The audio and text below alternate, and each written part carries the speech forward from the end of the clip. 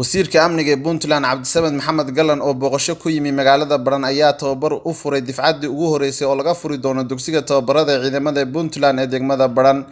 Munaasabadan ayaa waxaa goobjoog ka ah taliyaha ciidamada daraawiishta Puntland, taliyayaasha kala duwan ee ciidamada gobolka Sanaag, xildhibaano ka tirsan Puntland, maamulka gobolka iyo kan degmada, taliyaha qaybta gobolka iyo saraakiil kale oo kamid ahaayeen tababarayaasha ciidamada ee Puntland.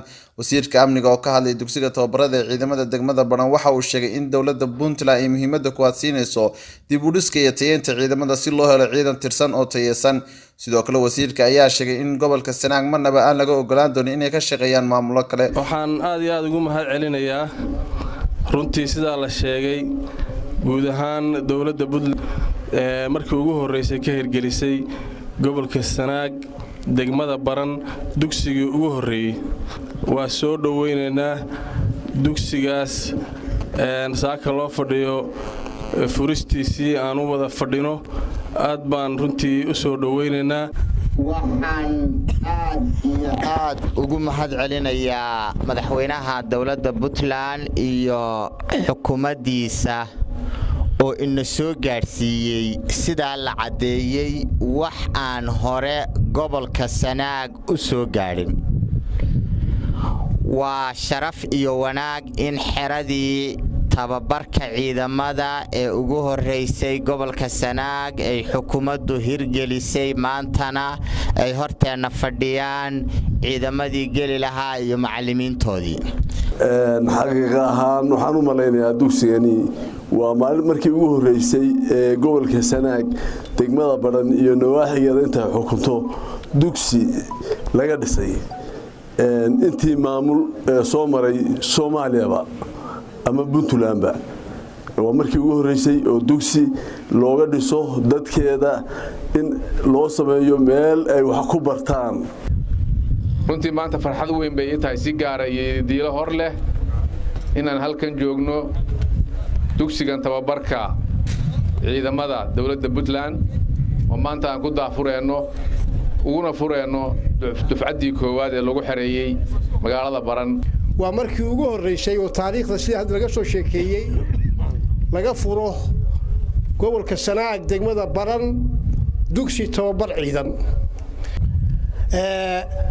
barnaamijka ka dambeeya tababarka ciidanka maanta loo furayo waa barnaamij dawladda Puntland gudoonsatay oo ahayd in ciidanka dib u habeyn lagu sameeyo marka ka bacdina tababar la geliyo.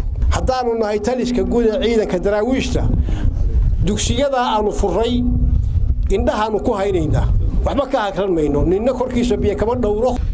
waxaan rabaa inaan u soo dego dugsiga aynu hadeer joogno iyo furitaanka tababarka.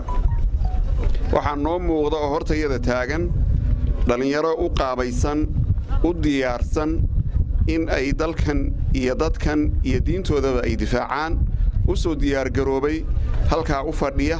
waxaan rajaynaynaa inay uga faa'iideystaan in ay ka mira dhaliyaan inay ku tashadaan juhdi badan baa lagu bixiyay inaad halkan timaadaan iskama iman.